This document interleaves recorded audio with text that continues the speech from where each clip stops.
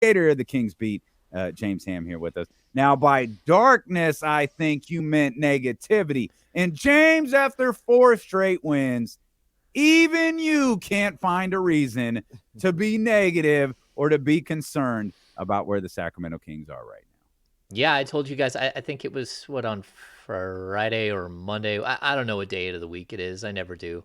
That if they can win the two OKC games, that this is it. They look more like a 48 win team, and they could actually push for 50.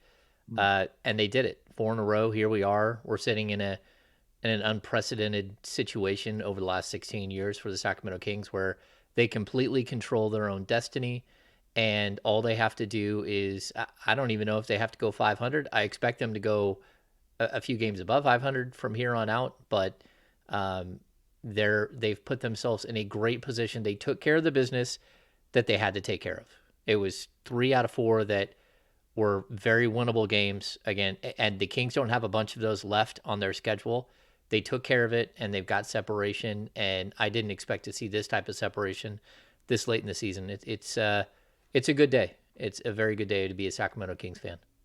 James, when you talk about what you saw from this team, do you think it goes past the wins? Because you had a great point on Friday, I think it was, where you talk about these guys can play really well and still lose games. You know what I mean? So it's not always about the wins and losses when you talk about trying to get prepared and seeing if you're up to the caliber of playoff basketball.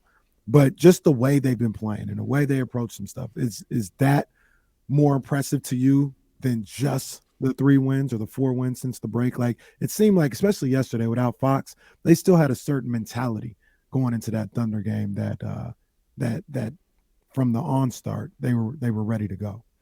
Yeah, I mean, I will hold to it. Like, look, they could play excellent basketball all the way down the stretch here and still lose, 13 games out of the final 21.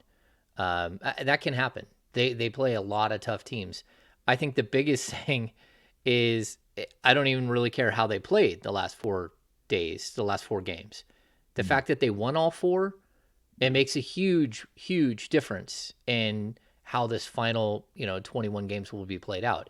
I mean, look, if they go 11-10 and they lose, they lose 10 games, that means that a team like Dallas, who's now 6 games back in the loss column, they've got to be almost perfect, like the Mm. whole way. I mean, they don't. They've got like 4 losses the rest of the season that they can put on the board Yeah. if they want to, and then they would still tie the Kings, and it comes down to tiebreakers. And you can say the same thing about the Clippers, the same thing about the Warriors, and so all of these, we kept talking about it early. It's not just that you beat the Clippers on Friday; it's that you now have a 2-1 advantage in the season series. It's not just that you beat the Lakers; it's that you beat them. You won the season series 3 games to 1. So all of these things are starting to matter and compound at this moment, because the Kings, like, it could come down to tiebreakers where they finish. And I would rather be a team with a 3.5, 4 and 4.5 game lead over the 3 teams behind me than one of those teams chasing when it comes down to 20, 21 games left in the season. Mm. Hammer, talking about last night's game specifically, and I really appreciate the fact that you said how they win doesn't matter because we're so late in the season. Just getting a W is what matters. And I mean, last night's game wasn't the prettiest, but it was pretty when the buzzer went off and the Kings had won. Kenny and I talked about the confidence that this team has 60 games into the season and the fact that they were able to go out there and execute, particularly those 5 starters, execute the way that they did with De'Aaron Fox off the floor. How did you like? What was your takeaway from that? I feel like I asked the question while answering it at the same time, so my apologies for that. But I'll say this: what really stood out to me yesterday was the way that the starters played in absence of De'Aaron. Yeah, we're talking about efficient, like really, really high quality offense. And Davion, I thought, brought it on the defensive end. He ended up with, what, 15 points, and 4 of those came in the last couple of minutes or the last minute or so. But the defense he played during the game, I thought, was really, really strong. And then you start looking at guys like, Harrison Barnes, who scores 29 points on 13 shots. Mm. Like, what in the world? Like, the guy just, when he wants to be that player, he can be that player. And I thought that in a moment where you needed Harrison Barnes to step up because Fox is out, he had no problems doing it. And the fact that he went and got 9 rebounds, that's tremendous. And he had assists, which again, Harrison isn't a big assist man, but when Fox steps off the court, you need everybody to chip in when it comes to that. Kevin Herter, 9 assists. Like, forget Mm. the 20 points. People want to talk about, oh, he's been in such a shooting slump. Okay. Like I told you guys, the 4 games before the stinker that he had, on Sunday, he was shooting like 414 from three, like 41.4% from three over his previous 4 games. Like, he was fine last night. Did he hit the three all the time? No, but to be honest, he's a guy that it almost doesn't matter. We can compare like the big downturn that we had from Malik Monk to the downturn that we've seen from Kevin Herter. The biggest difference is when Monk wasn't hitting his three and was really struggling, he was shooting 36% for a 24-game stretch from the field. Kevin Herter, even in this stretch where he's struggling from three, he's still shooting like 47, 48, 49% from three. Just depends on how far out you want to go in the window. So he's still being effective. He's just not hitting the three, which is something he's going to have to hit. But again, 9 assists from him. I thought that was tremendous. A double double, not just from Sabonis, but also from Keegan Murray. Like, Keegan Murray came to play. He hit the glass so hard. He had that huge putback dunk, which we haven't seen him really do. And we're seeing every day his confidence is rising. He's expanding his game. He's showing you more and more of who he will be in the future. And, what he is right now is really good, but what he can be in the future is exciting. And he's going to be much better than he is this season, where he's averaging, 12 points a game on the season. You just have to be patient. And so, all of that said, then you have the guy who literally is driving the wheel here for the Sacramento Kings, and Sabonis. And we've got to a point where we take it for granted. A guy goes out, puts up 22 points, 14 rebounds, and 9 assists. It's just every game. Every game is a superstar game. And we don't want to call him that, but that's what he's doing. Like, his numbers are incredible. And so, yeah, the starting five, we can skip over talking about the other guys that played, but the starting five, you're right, they were just absolutely tremendous. In a game that, it's a big deal. If you lose that game, you can say, oh, it's just one game. It's really not. It's one game against a sub 500 team, and you only have like 5 of those left. You need those wins. You have to get those wins. Well, and the other thing that I like about that as well is, like yesterday, the starting five carried him, right? Like, the starting five was Oh, everything yeah. to the team. But you're going to have games like that, and that's what we've seen throughout this year, where sometimes the starting five are going to be the only people in double figures, like it was last night. Sometimes Kevin Herter is going to have 6 points. Harrison Barnes is going to have 5, but TD is hooping and Malik is hooping and Trey Lyles is.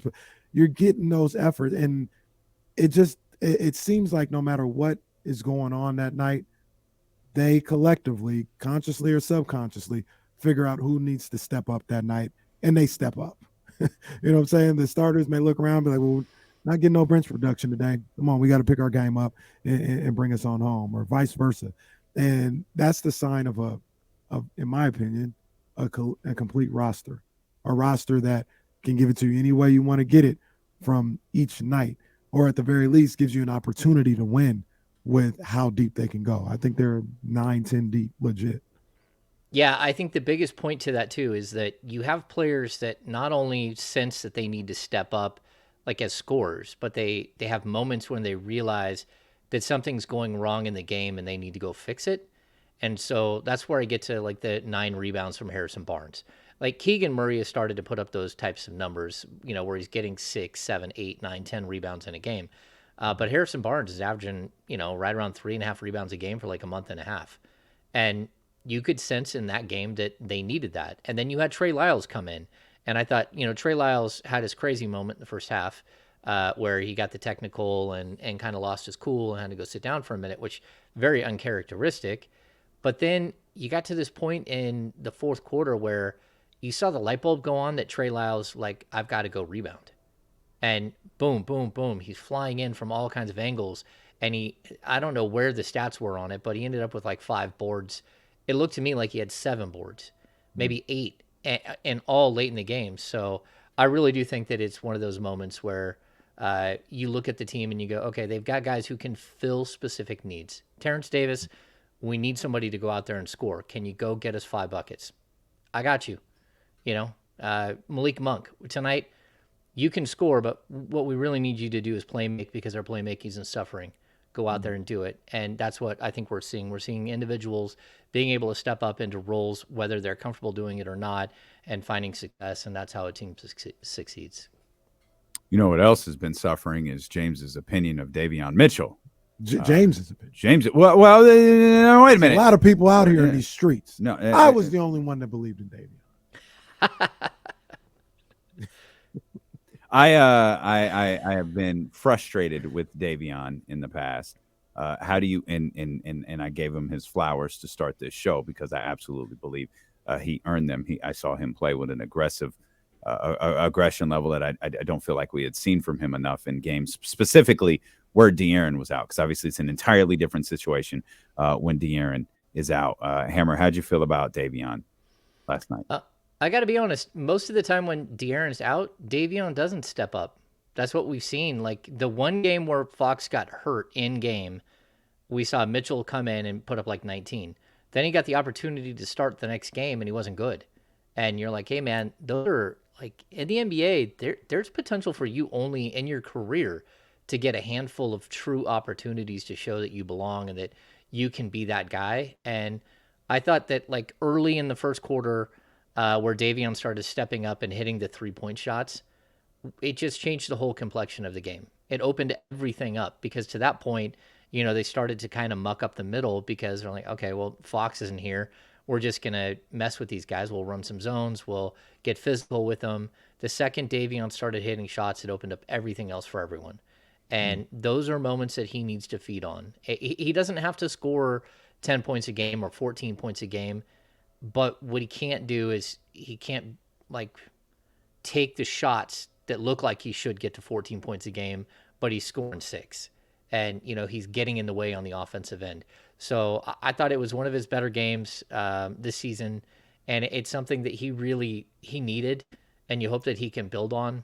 Although, like everything I'm hearing about Fox, he had an MRI. It was mostly clean. You know, like no one is ever 100% clean on these things, but that the team doesn't expect him to miss much time, if any, after this. So, you know, there's not like some expectation that he's going to be out like a couple of weeks or even a couple of games.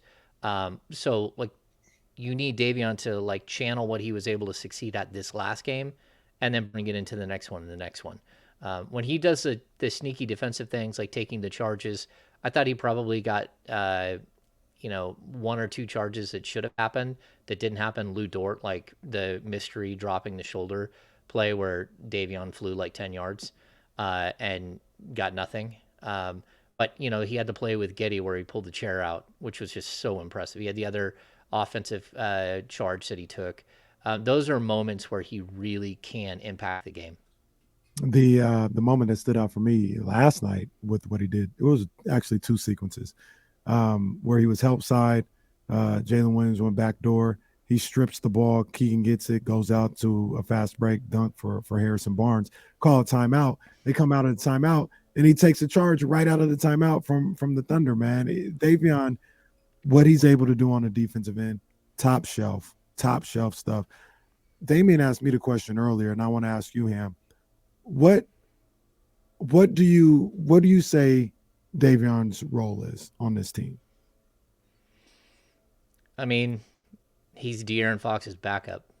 I mean, unfortunately, I think that that's what his role is. Like, if there is a point where I thought he's a defensive stopper that can come in and, you know, on some nights play 30 minutes a night. Like, I projected him to play closer to 25 minutes a game this season. And he just has had his role eaten up. And it's not because, well, I think partially because he hasn't excelled.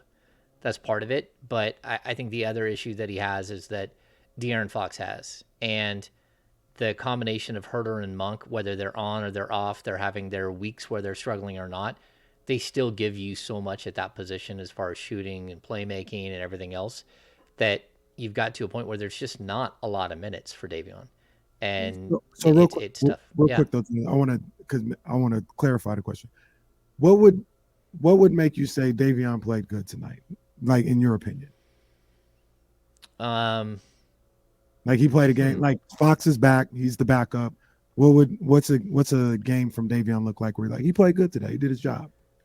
Yeah, I think he needs to be really aggressive and solid defensively. And I have to like, there's one thing when you notice him defensively, but I have to in certain situations I have to not notice him too.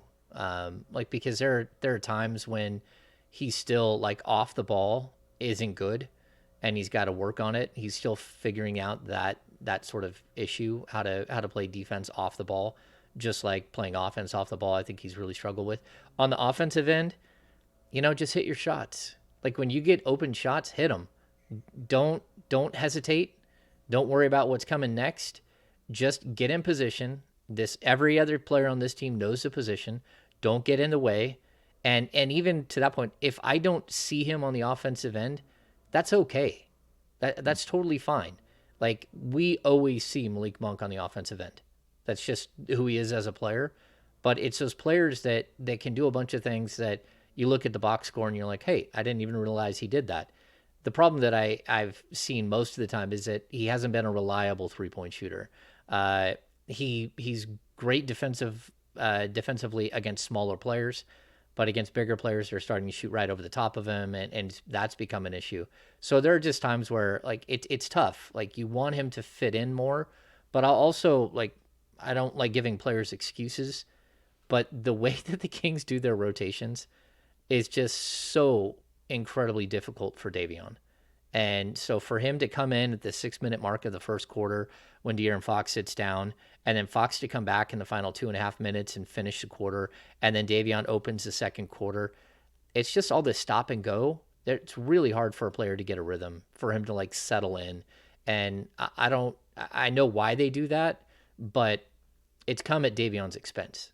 And that's one thing I would point out too. Like, again, I could be hard on him, but a lot of times my frustration with him isn't whether he's hitting shots or it's very much that when he stands out as he's not doing what everyone else is doing, then that's a problem. Like I'll point this out. Chimezi Metu in the third and fourth quarters. What was he doing? Like you looked out, the offense is flowing, everything's going good. They take Sabonis out because he gets a foul, and then all of a sudden Chimezi's standing near the baseline, and no one's up like running the offense. So it's almost like you're running like a five flat, and you're just standing like, why is this happening? And eventually Mike Brown had enough and pulled Chimezi out and put Rashawn Holmes in, who starts setting the high screens. But it was like, why would you do that as a player? You've played 60 games for this team. Why would all of a sudden you stop doing the offensive flow that this team is known for? And I can't explain it to you. All I can tell you is that the offense stopped scoring for like 4 minutes, and it's because no one was out running the offense and setting screens for the players to get open.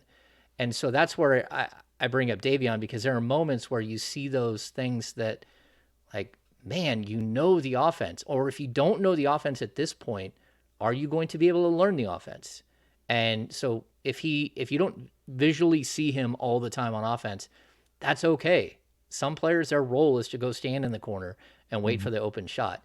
And for him, there's too many times this season, and for that matter, Chimezi, where you see them stand out as someone who's doing something that doesn't make any sense, that's not part of the flow of what they're doing on a nightly basis. Real quick, now I want you to hear what you got to say. But to be fair to those guys in that situation, they got thrown a curveball. I'll give credit to OKC on that one. They did go, and Katie and Mark did a great job of talking about it. They went to that 3-2 zone that the Kings were lost in. They were all lost for 4 or 5 minutes in that third quarter. And they couldn't run the normal dribble handoff offense at that particular time because they were zoned up. And they'll have counters now, and they probably do, and it probably is different with De'Aaron Fox out there. But for about 3-4 minutes, everybody on the court was lost with what to do in that zone. So I tip my hat to OKC in that one. They threw them a curveball they weren't ready for. I'll counter with this. Mike Brown said it last week. Everyone has a zone defense. All of them suck. They are no good. That's why we don't run zones the entire game.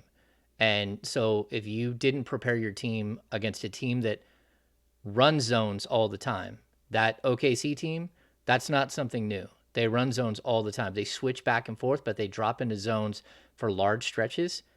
No one flashed to the middle of the key. No one flashed to the free throw line. And that's what you were waiting for. That's why everything stopped. And they didn't play the they didn't read the scouting report, or someone didn't read the scouting report on that particular moment. And like I understand what you're saying where they are talking about the 2-3 zone. I'll also tell you at the same time, I heard Katie like, why is no one splashing to the lane? Why is no one showing at the free throw line?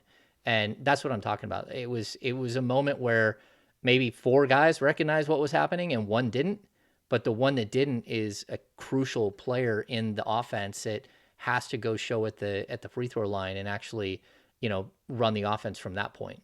All right. Well, one of the four, tell them to go to the free throw line. Like, that's not all on them. Where my leaders at? Yeah. But They're on go the ahead. bench. The one thing, and it's not fair, that Davion can't do is turn the ball over. Because of, and again, I recognize that's completely unfair to say, hey, Davion, you can't turn the ball over, though. Because it feels like when he turns the ball over, which may have been the source of some of my weekend frustrations, it's magnified. It's magnified because he doesn't play a lot, or he doesn't play the amount of minutes that De'Aaron plays and Malik plays, and it feels like those turnovers just look worse because, like, all right, Davion, let's go. Oh, he handed the ball to the defender for some reason. I still yet been able to figure out in that first Oklahoma City game. With all that said, Hammer, was last night yesterday the last time we see Matthew Dellavedova play for Sacramento? Not saying he's not cut or not on the team anymore. I'm just saying, was last night the last time we see Delly? I don't think so. I mean, it really depends if Fox or Mitchell He get had hurt. games earlier this season, by the way. He had some. But he had another game early in this season Yeah, well, where I was like, good. oh, no Well, it's bueno. probably tough when you play every 20, 21 games. Poor Delly. He just handed the ball. I think it was at the end of the half or something like that. He just handed the ball on a dribble handoff. He did it, Davion. That's I said, bro, what Yeah. the hell was that? Yeah. Well, and I'll add this to you. Asked the Davion question about the turnovers. Like, Davion averages 0.8 turnovers per game.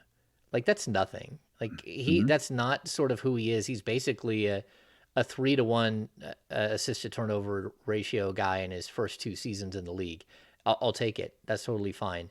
I thought, to be honest with you, it wasn't just the way Delly played. It was that for some reason Malik allowed Delly to run everything as opposed to what Malik usually does, which is take over the game with the second unit. So without having Davion next to him, it was almost like he was thrown for a loop, and he let Delly like be the guy who takes the ball up. That should not have been the way that the whole thing worked. Like, Monk needs to play. The reason why you don't slide Monk into the starting lineup when someone goes down is because you need him to be him in the second unit. You don't need him to be him with the first team, and you need him to carry that second unit. And that's something I thought was really strange to watch as well. It was just like, it's almost like Dellavedova wasn't comfortable just playing off ball the whole time. So he always had to go get the ball out of bounds and was like taking the ball up. And I just thought that part of that was a mess. Like, Dellavedova should not be trying to score off the dribble in the late third quarter of an NBA basketball game. That I was like shocked by that. Like, why is Malik not the guy taking the ball and doing that? And it was really because they had kind of switched duties for the game. At least that's what it looked like. You were pretty hard on Delly. You and Sean Cunningham both. Y'all went pretty hard. Sean was hard on Delly. Yeah, he was.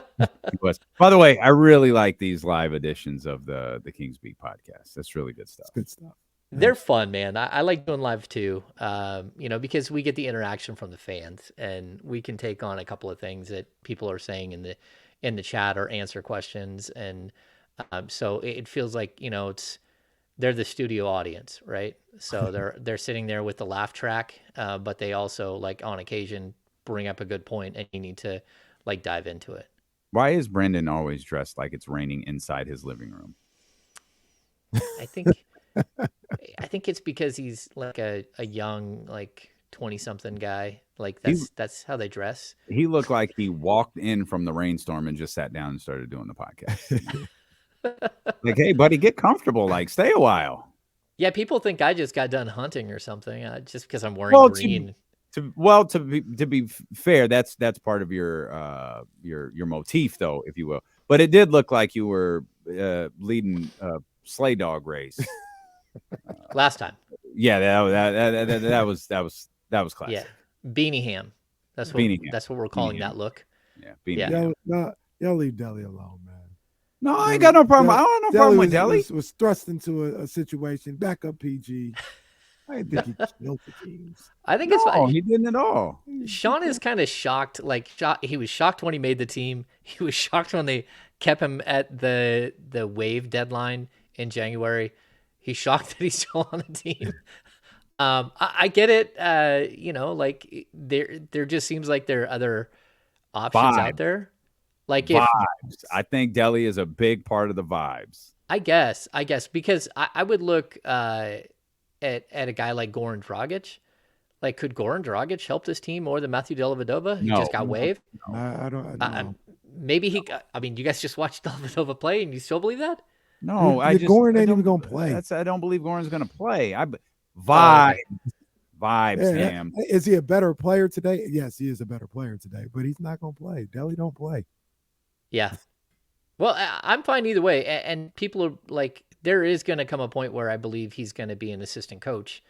And I think that that's totally fine. I mean, Leandro Barbosa is there and he plays all the time. Like when they do. So a lot of times when there's a group of players who haven't. Yeah, he might be. Oh, yeah. He could. He might be better than Deli. Yeah, Barbosa could go. He could take Deli's spot.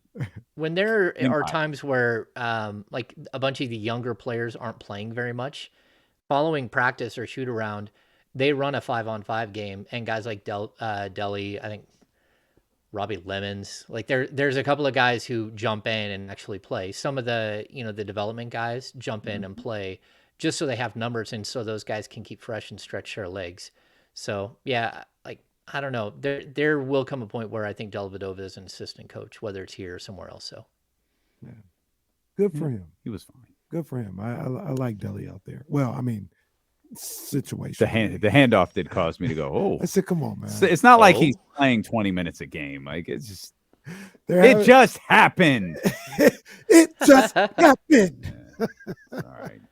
There's only been the Kings have been so good coming out of the All-Star break. There was only 2 times where I was just kind of like, the hell was that? It was Deli's handoff. And then on Friday when Harrison Barnes fouled Paul George when they were by just running into the screen. Yeah. I said they had a foul to give, right? He really wouldn't do that in the penalty. Yeah. Just ran into him. Yeah, it's gonna be okay. No, it's not gonna be okay. There was that one game where TD threw like 3 balls, like 15 rows. I really wish you'd stop bringing that up. I you just act like he does that every day. No, he just happened to throw a couple of them in deep order. Deep. Like I was at home, like, damn, TD, who are you throwing it to? He was doing so far he couldn't even have hit Doug. Like, yeah, that one was out. That's kind of like where we got with Herter the other day, where it was like, okay, look, man, we can deal with you missing some threes. Now it looks like you're getting beat on quite a few defensive assignments in a specific game. But the second you started like handing the ball over and throwing it out of bounds and doing some like weird things with the basketball, it's like, okay, that's too much. You just go sit down. We're going to let Malik go do his thing and score a bunch of points. To be fair to Deli, and I guess Deli's only, the bench wasn't particularly good yesterday. Like that game was won by the 5 guys whose name was called at the beginning of the game. Like those are the guys who won the game. And sometimes that's happened. We've seen the bench pick up the slack for the starting group before. But last night it was, and it was great to see those 5 guys, including Kevin Herter, Keegan Murray, Davion Mitchell, to get in the act with the big numbers that Domas and Harrison put up. Yeah, I think the only other player that came off the bench that I thought was impactful at all was Trey. Yeah. So, and I mean, like, how many games this year do we have to say that where Trey comes in? It's not every game, there's not, but It's a lot there of them has though. been, yeah, we're probably at 10 games now where he's made a really, really big impact in the final outcome of a game. We'll come back. We'll look at the standings with James. We saw a lot of things happening in the association. I'm actually curious to get your take because the Clippers aren't off till Friday. They take on the Warriors on Thursday night. And that game obviously has a lot of ramifications for the Western Conference. It has a lot of ramifications for the Los Angeles Clippers as well. So we'll look at the game coming up on Friday. We'll look at the current standings. We'll talk about what's happening between now and then, and we'll talk more Kings basketball with our ESPN 1320 Kings insider, James Ham, here on Sacramento Sports Leader, ESPN 1320. Oh, good. I'm so happy to have you back, Jesse. Barrett Bryce is in the chat giving out wrong information on how to break a zone. Just wrong. Don't listen to Bryce? Barrett Bryce. Oh, but don't listen to Barrett. Barrett said he said you don't break a press. I wish I could find it. It's pretty far up there. But he said something to the effect of you don't break a press by flashing to the key and passing. I said that's like literally how you break a press. Get the ball into the you break his zone, yeah. Yeah, break his zone. But if you're going up against the zone, you want to get the ball in the middle of the zone. If you're in a zone defensively, keep the ball out of the middle. Simple. Once you get in the middle, it's done. Everything's done. It's a scramble mode, and that's not what you want. So yeah, it's an accordion. The second that you get the ball in the middle, everyone shrinks in, and it opens up for the shooters on the outside. So that's where it was like, what are they doing? Why are they not moving? It's almost like someone was standing in Chimezi's spot, and so he's like, well, I can't go over there. Someone's standing in my spot. It's like, dude, go over there. That's where you're supposed to be. He's someone. You got there first. He's already there. Like, what am I supposed to do? Like, it doesn't matter. Just go over there. And the second that someone runs through the lane, everyone else starts to shrink, and it just frees up the perimeter. Now, the one thing I will say is in the 3-2, because they were in the 3-2 last night, things do get a little wonky, and you got to do things a little differently. You get it to the middle a different way. So typically, like when you have a zone, press, or half court, you offset what's up top. If they got two guys up top, you got three. If they got one, you got two or whatever. When you have three, it's kind of hard to have four guys up top, right? So what happens is with that 3-2, the open area spots are those, they call them dunker spots now, right?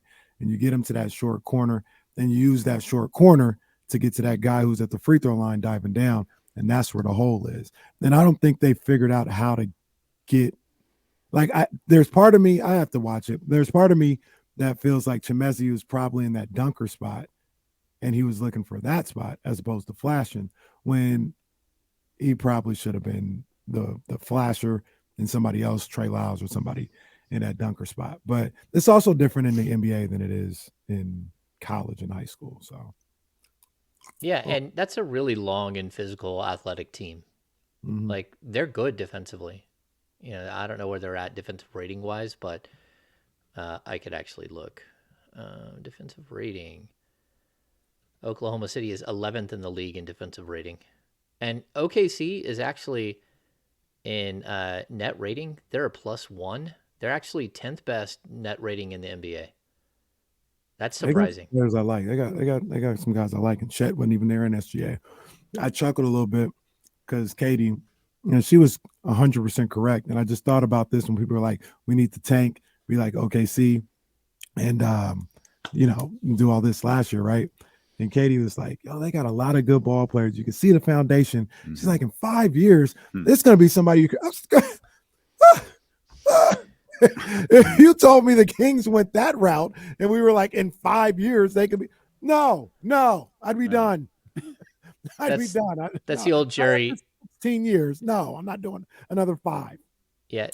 Jerry Reynolds used to always say, yeah, if you have a 5-year plan in the NBA, you have no plan at all.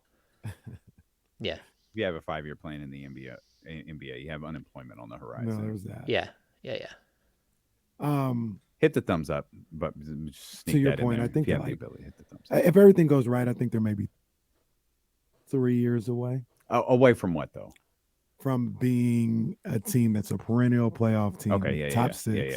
yeah. And once you're top six, you can think about championship. Yeah, I'm with you. They're like 3 years away from that. Yeah. A lot of things have to go right, though. Yep. Yeah. You need your big fella to be healthy. I'm really excited. I was really excited to see him this year. It's one of the sneaky disappointments. Oh, Chet? Yeah. Yeah, I like Chet. Yeah, Chet grew on me. Again, if you guys could hit the thumbs up, man, we should be able to cross 300 before the show's over. I mean, we're at 287. There's 470 total, 446. Just hit the thumbs up, man. We appreciate you. Even on Facebook, hit the thumbs up. Shout out Facebook. John Bull hit the thumbs up. Mark Primo, David Warren hit the heart. See, John Bull likes us. Mark likes us. David likes us. Warren loves us. We have that on every pod where Sean says, hit it again. It's like, no, don't hit it again. Right, Just- takes it away. I feel like the commercial breaks have gotten longer since Jesse got back. You're getting money, baby. Advertising dollars went We're up as getting soon money, as Jesse baby. got here. I'm pretty sure that Charlie was dumping commercials. He's just trying to get this thing over with as quickly as possible. All right, hang on, James.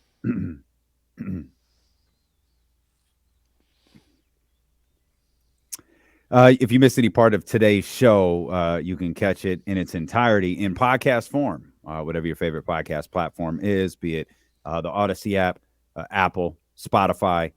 Just search Stilo and KC. Hit the subscribe button. If you have the ability to rate and review the show, that would go a long way as well. But Jesse breaks this show down in ways that you don't have to listen to the entire 4 hours. You missed our conversation with James Ham, you could catch it. You missed our conversation with Coach Marsh Campbell, you could catch it. You catch the start of the show, middle of the show, whatever. Jesse does a great job of breaking that down for you over on our podcast.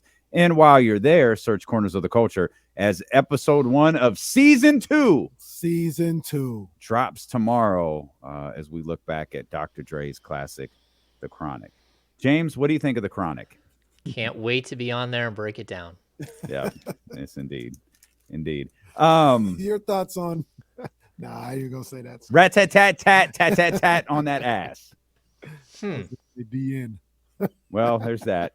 I'm in. I don't know.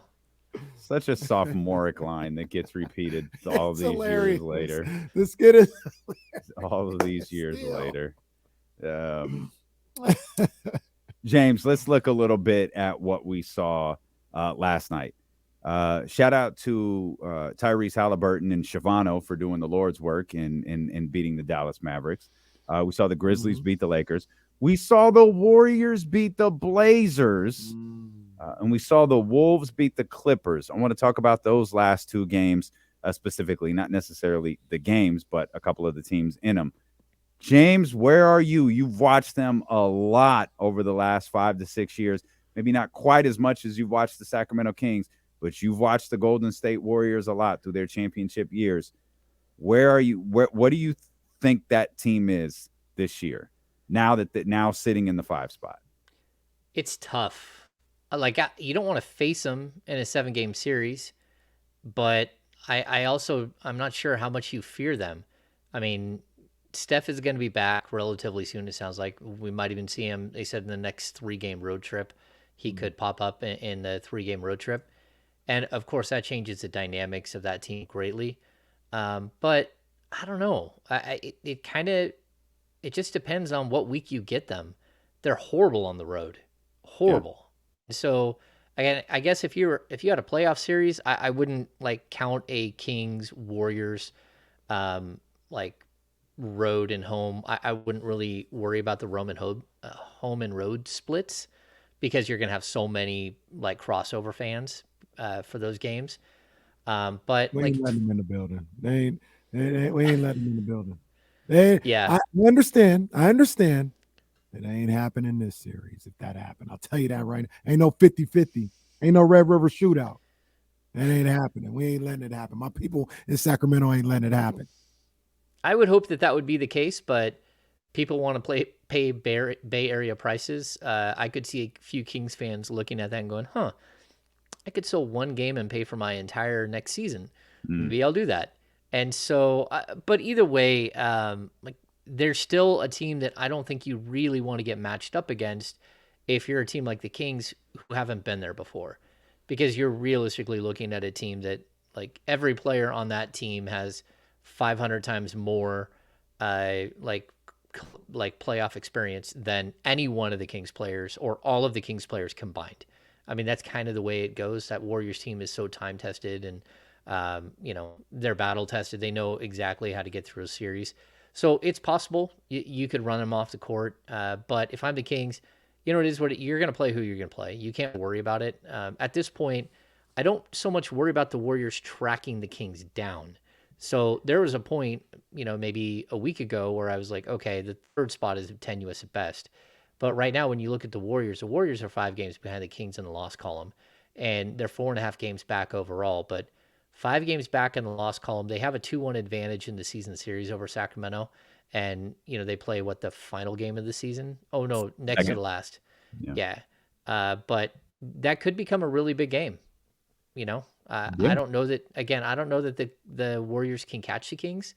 But I certainly, if you're looking, you don't want to be a 4-5 matchup against them because that team could be very tough. Yeah. I do want to be careful not to overreact because I feel like this is what a lot of national people were doing with the Lakers. That 27-point comeback against Dallas. All of a sudden, the Lakers are getting to the 6th seed to take on the lowly Kings. Whereas I thought last night's win was really impressive for Golden State. They were down big in that first half. They looked like hell. They got it together. They got scrappy. They fought all without Steph Curry and got the dub. They're going to have to do it again. And they're going to have to win games for the foreseeable future for foreseeable, maybe next week. There's optimism that Steph could be back next week. But again, optimism and reality may not necessarily be the same thing. Right. I don't want to overreact too much to what we all watched last night. I thought that performance was really good. They've got to do it again. And truthfully, they might have to do it as soon as tomorrow.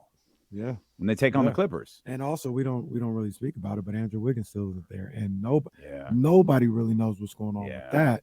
And who knows if and when he comes back as well. He was a huge part of what they did last year in their playoff run. Yeah. Yeah, I mean, that team is 7-23 on the road. And I'll just point out, they're 7-23. That means they have 11 more games on the road. So unless they do something that they haven't done all year, let's say they totally go above and beyond everything that they've done and they go 3-8. Now, I'm sure they could do better than that, but that's 8 losses. Warriors going for their 10th road win at the Golden One Center. Yeah. That's the storyline we're all here for. Will the Warriors win their 10th road game at the Golden One Center? Yeah, I think that's the crazy thing. Kenny doesn't think they'll win 10 road games. No. I bet the end. And I gotta be honest. As fun as it's getting really hard to argue with you. They're really bad on the road. Yeah. Really. I mean, it's crazy how bad they are. But again, they've got 11 more games. If they lose 8 of those, there's almost no way for them to catch the Kings unless the Kings had a catastrophic collapse because you already have a 5-game lead on them. So take that 5-game lead and add the 8, you got 13. That means the Kings have to go 8-13 to finish the season. So I don't know. They have to get better on the road if they're going to have any kind of chance to compete. For a long time, people be like, but it's so bunched up in here. You have one bad week and you can go from 4 to 10. And we would always scoff at him. It's not happening. It's not happening. Well, it's not happening with the Kings. The Clippers and the Mavericks had a bad week. Yeah. And they have fallen out of where they were at. Which team? Kings aren't in first class, but they're in economy plus right now. Right. They got a little more leg room. It happened with those other guys for sure. I want to take those 2 teams specifically. Who do you have a little more faith in, the Clippers or the Mavericks? Clippers. Yeah. Yeah. I mean, and the Kings, again, they have 6-game lead over both of those guys in the loss column. Like that's a tremendous lead this late in the season. Um, yeah, I still think that the Clippers, like I told you guys, you want to catch the Clippers now. You don't want to catch them 2 weeks, 3 weeks from now, because that will give them time to practice and to gel and to become who they might be for the playoffs. And, again, I think a lot of people, like, they jump on this whole, oh, look, the Kings have won 4 in a row. They didn't need to make any changes at the trade deadline. And it's about today, it's about tomorrow, it's about the playoffs, it's about getting better and improving in a specific time. I think we all look at the Phoenix Suns and nobody wants them in the first round because you're worried that KD's going to be there. Do you mind Right. facing yeah, do you mind facing Phoenix right now? No, not really. Phoenix is tough, but like you can beat Phoenix on a Wednesday night at this point in the season. What you're going to have a really tough time doing is beating them when Kevin Durant's been there for 12 or 15 games, if that happens. And, they start to roll, they start to find their rhythm as a team. And now you're playing against, two legends of the game, although Chris Paul's kind of, on the downfall. But then, a really, really good player in Devin Booker and a solid center in Aiton, and all of a sudden that team becomes a lot more difficult. Yeah, Chris like Paul wasn't on the downfall against Sacramento. No. no, That he's was in New the Orleans Hornets, Chris Paul. yeah, he got to the mid. Yeah, That was absurd. Yeah, Kevin Durant debuts tonight for the Phoenix Suns, who are sitting 3.5 back from Sacramento right now. You asked James the Clippers or the Mavericks. The Mavericks might implode, and not for the reason that most people would think. Let's not pretend Luka Doncic is the most stable individual. This thing could go south because he gets frustrated. Didn't take the last shot last night. They're still doing that, huh? You would have thought they learned in game one, but they're still doing that. That thing could get it seems like between the two of them, there's just too much talent for it to get that bad.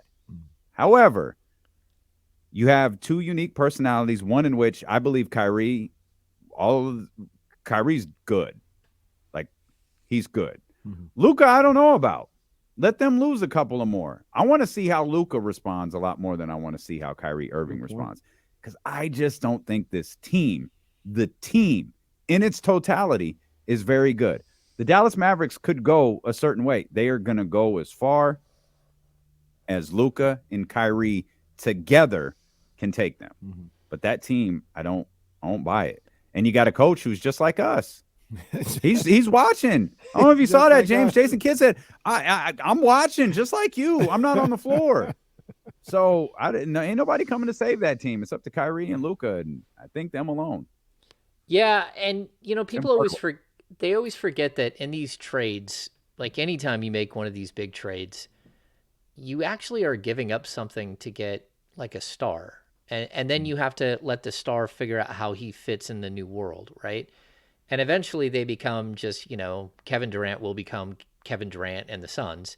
But for right now, it's kind of like the Suns and Kevin Durant on the outside. I know that like the first couple of games, the Mavericks, from people I talked to, were kind of excited to let Luka was out, and so to let Kyrie like get to know his teammates, figure out his teammates. And then you actually had this weird moment where I think a lot of the teammates were really excited to play with Kyrie and maybe not so much to play with Luka anymore, because people love that, man. Yeah, so it's a little different vibe. Plus, you gave up. People can say, "Oh, he's just a whatever," but Dorian Finney-Smith is a good player. Like, he helped them. He beat the Kings one night. I remember. Like, he's one of those guys that knows his role, plays to his strengths.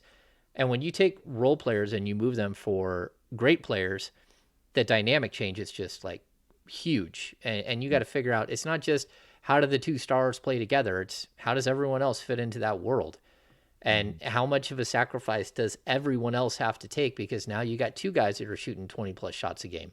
That means that everyone is taking a huge sacrifice for that team. And Again, when we look at like the Suns gave up like Mikal Bridges is awesome. Like, and you gave up Mikal Bridges in that. You gave up all those picks and all that. Even Jay Crowder was a useful piece. Cam Johnson, like you gave up your two starting forwards basically, and you expect that team is going to just like Kevin Durant's going to walk on the floor. Well, who is going to defend everybody like Mikal Bridges did? Because I can tell you, they don't have someone that can do that. Even Jay Crowder, they don't have another defender like Jay Crowder. So you're going to expect Kevin Durant to be Kevin Durant and put up 30 points a game, but like they have holes and they don't have any time to fix those holes. I mean, Terrence Ross got signed up after being waived and he's in their rotation. And that speaks volumes about where they're at as a team right now. I think KD will go a little bit back to Golden State KD, where he's not the same player. Physically, he's not the same. I mean, that was 5 years ago. But I do think that when you talk about who's going to guard, I think he's going to be a little less looking to score 30 a night, and he'll take 20. He'll be able to score 25 in his sleep just because he's Kevin Durant. But he's going to take a little more pride in that perimeter defense. He's not at the point where he could be Mikal Bridges, but he can kind of mirror that type of perimeter defender. Yeah, but isn't he like 34 years old? And didn't he pop his Achilles and now he's coming off another knee injury? Like, we can't expect He's him to still be. really Yeah, he's good. still like Kevin Oh, Durant. no. Offensively, he's really good. But defensively, that's going to be tough. But he's still like 6'14", so he doesn't have to be like super agile to guard Keegan As tall as Murray. Michael Cooper. He does have that Michael Cooper vibe. I'm anxious to. I'm excited to watch them play. Like I want to see what it looks like. I don't think it's easy. Yeah, I agree with both of you guys. I can't remember. Did KD and that started out a little rocky, right? Golden State. KD, yeah, they were like 8-9 or something. I mean, it's a tough. Maybe a little better than that, but I remember they lost their first game. And this is Chris Paul is a certain type of acquisition for Devin Booker. Kevin Durant is an entirely different type of acquisition for Devin Booker. And it's like we were joking about the lame ESPN question. Whose offense is going to be better than Phoenix's? Probably a lot, because they've got some things. I feel like someone should put a memo on the board of First Take, like, yo, there are only 20 games left. This isn't training camp. Like, these aren't free agency signings. And this is what I think Phoenix is betting on. They figure things out over the next 20 games and hit their stride when they're playing the same team 3, 4, 5, 6, 7 times in a row. Yeah, what Phoenix needs is a bunch of time together just to figure it out. Like, and again, you're gonna ask guys like Ayton, guys like Booker to take fewer shots. Yeah, Ayton already feels iced out. How's he gonna feel now? Right. Yeah. Oh, it's gonna change the dynamic. And how does Ayton work? Like, Ayton is Chris Paul's like big man, right? He's created that big man, like, sort of functional piece that he is. Chris Paul has created a lot of what Ayton is, right? And that's not who Kevin Durant is used to playing with, and so it's different. The same thing goes with Booker. Like, Durant's used to playing with creative playmakers, and I guess you could say some shooters when it comes to the Warriors a couple of years ago, but realistically, like, this is a different feel. So we don't know what that team's going to look like. I'm not just automatically handing something over to the Suns, especially like the Kings. I looked it up again today. The Kings at 118 offensive rating. It's the highest offensive rating in the history of the NBA. Like, this team is rolling offensively, and they just, De'Aaron Fox missed a game. What did they put up last night? 124, 126, 124. Who's 124, 117? 123. 123. God, we'll get it. We'll get it. We've only been here 4 hours. We've only repeated that score 27 times. Okay, here's one for you both. Kings finished third. Who finishes fourth? The Suns. Yeah. Okay. I'm going to go the Suns. Oh. Okay. The Clippers. Uh, The Clippers is who I that's who I'm feeling. As far as like going to the NBA Finals, but they've already got this 0-4 out of the All-Star break, and I don't I think they're think going it's to win. 0-3. Yeah, I don't I think think they're it's going to 0-3 with the Warriors tomorrow. 0-3. Yeah. 0-3 with the Warriors. I think it's more of a coin flip. Like it's a coin flip to who's going to Where be there. do the Warriors fit in that? Or do they?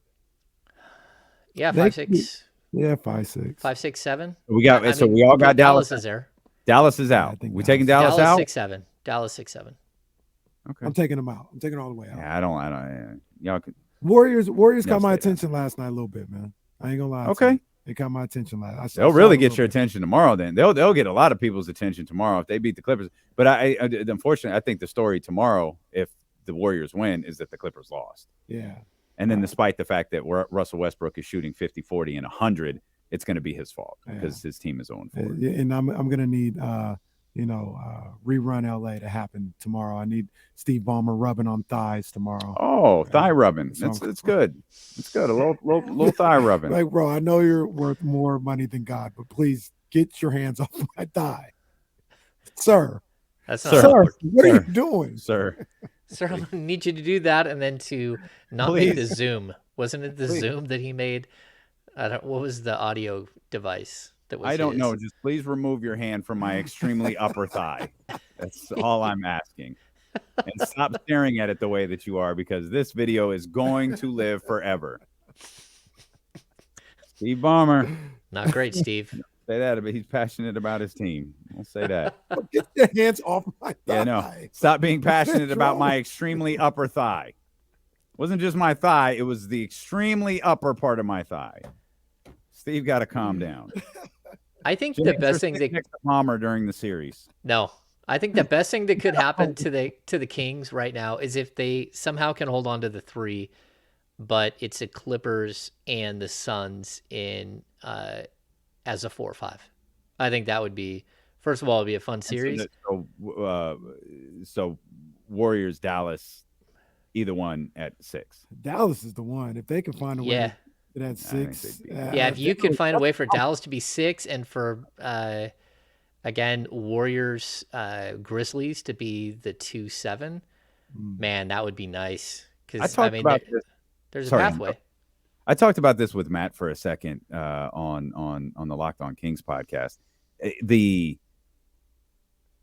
Dallas, Los Angeles, either one, the Warriors, the Suns, the Nuggets, they, even to a certain degree, Memphis, they all have got expectations.